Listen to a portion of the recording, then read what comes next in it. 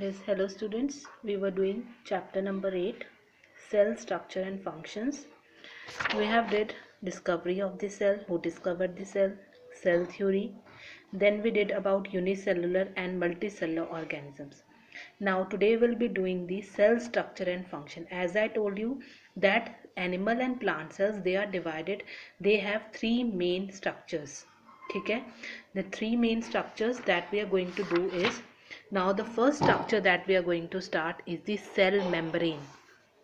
Cell membrane, that is the first main structure which is present in the cell, whether it is a plant cell or an animal cell.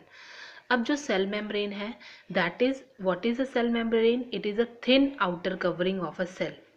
जो cell की सबसे पहली layer है, suppose इस तरह से आपका अगर सेल है, तो ये जो फर्स्ट लेयर है that is named as cell membrane और सेल वॉल. कई केसेस में इसको सेल मेम्ब्रेन कहा जाता है और कहीं पे इसको सेल वॉल भी कहा जाता है. ठीक है, तो ये फर्स्ट मेम्ब्रेन है, आउटर कवरिंग है, तो इसका मेन रोल क्या होगा? It separate the cell from one and other and also from the surrounding. एक तो ये क्या करके रखती है, बाकी सेल्स को एक दूसरे के साथ सेपरेट करके रखती है. ठीक है, और जितने भी आउटर कवरिंग, आउटर सराउंडिंग्स में कोई भी चीज़ प्रेजेंट है उनको सेपरेट करके रखती है. सेकेंड मेन इसका फंक्शन क्या है? It protect the cells by giving a definite shape. ये क्या है? सेल को प्रोटेक्ट करती है और क्या देती है? उनको एक पर्टिकुलर शेप प्रोवाइड करती है सेल को.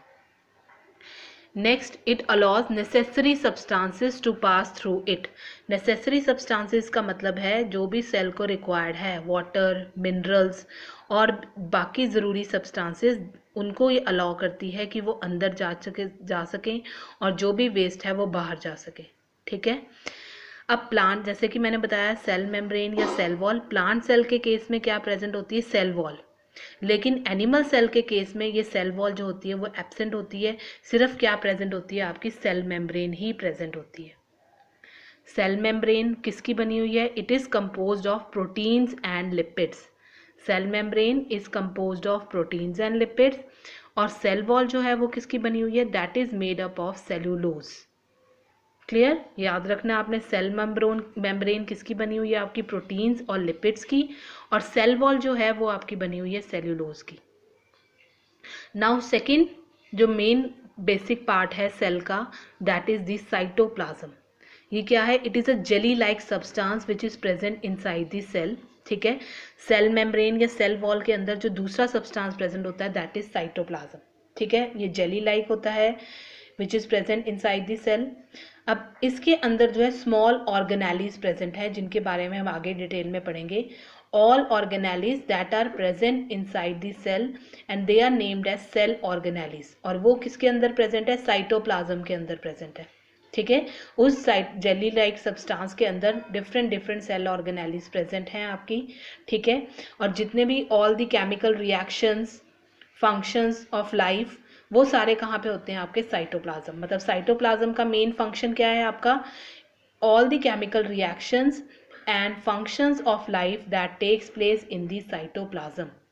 सेल मेम्ब्रेन का क्या फंक्शन था? इट प्रोटेक्ट द सेल और क्या प्रोवाइड करता है? सेल को एक डेफिनेट शेप देता है. वैसे ही साइटोप्लाज्म क्या करता है? It all the chemical reactions and the functions of life they are takes place in the cytoplasm. Now third basic part जो है दैट इज न्यूक्लियस. और भी डिफरेंट पार्ट्स होते हैं सेल के, पर these are the basic parts. ठीक है, cell membrane, cell wall, cytoplasm and nucleus. Nucleus क्या है?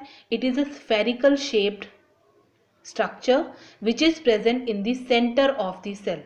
ठीक है, ये कहाँ पे प्रेजेंट होता है? Centre of the cell. और ये कहाँ पे प्रेजेंट है? It is surrounded by the cytoplasm से ये सराउंडेड है. वन मेनली जो है, जनरली जो है हर एक सेल में एक ही न्यूक्लियस प्रेजेंट होता है. ठीक है, पर सम केसेस में there are more than one nucleus also present. ठीक है, liquid which is present in the nucleus that is named as nucleoplasm. Nucleoplasm is the liquid which gets separated from the cytoplasm by a thin nuclear membrane. ठीक है, nucleoplasm क्या है? एक liquid है जो कहाँ से बना है? जब न्यूक्लियस जो है वो किससे सेपरेट हो जाता है? साइटोप्लाज्म से, with the help of thin nuclear membrane. तो वो कौन सा लिक्विड फॉर्म करता है? Nucleoplasm. Next is nuclear membrane is porous. ठीक है, जो न्यूक्लियस के अराउंड मेम्ब्रेन होती है वो क्या होती है? पोरस होती है. ठीक है। देयर, अब मैंने आपको बताया कि साइटोप्लाज्म और न्यूक्लियस आपस में सेपरेटेड हैं with the help of nucleus membrane. तो उनके अराउंड जो न्यूक्लियर मेम्ब्रेन है वो पोरस है। पोरस का मतलब है पोर्स प्रेजेंट है, ताकि जो भी रिक्वायर्ड सब्सटेंस है वो अंदर आ सके और बाहर से आ सके। ठीक है, मतलब न्यूक्लियर मेम्ब्रेन इज पोरस, जो अलाउ करती है movement of material between cytoplasm and nucleus. उसमें पोर्स प्रेजेंट है जो अलाउ करते हैं movement of necessary material from the cytoplasm between the cytoplasm and the nucleus. Now अब न्यूक्लियस के अंदर क्या है, एक थ्रेड लाइक स्ट्रक्चर प्रेजेंट है, that is known as chromosomes.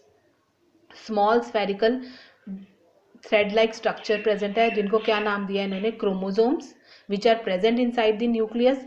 और ये क्रोमोसोम क्या कैरी करते हैं, these chromosome carry the genes. Now genes they are responsible. अब जीन्स क्रोमोसोम के ऊपर क्या है, यह इस तरह से आपके थ्रेड लाइक स्ट्रक्चर प्रेजेंट है। ठीक है, आप कह सकते हो these are the thread like structure. इनके ऊपर क्या प्रेजेंट है, आपके इस थ्रेड लाइक स्ट्रक्चर के ऊपर जीन्स प्रेजेंट है। और इन जीन्स का क्या रोल है, ये जीन्स क्या कैरी करते हैं, they carry the characteristic traits from parent to offspring. मतलब पेरेंट के जो करेक्टर्स हैं वो बच्चों में कहाँ से जाते हैं, with the help of these genes. मतलब इस जीन्स का क्या फंक्शन है, they carry the characteristic, they carry the traits from parent to the offspring, that is from parent to the child. जो है वो जीन्स कौन कैरी करते हैं, that is chromosomes. Clear? So these were the 3 basic parts of the cell, that is cell membrane, cytoplasm and nucleus.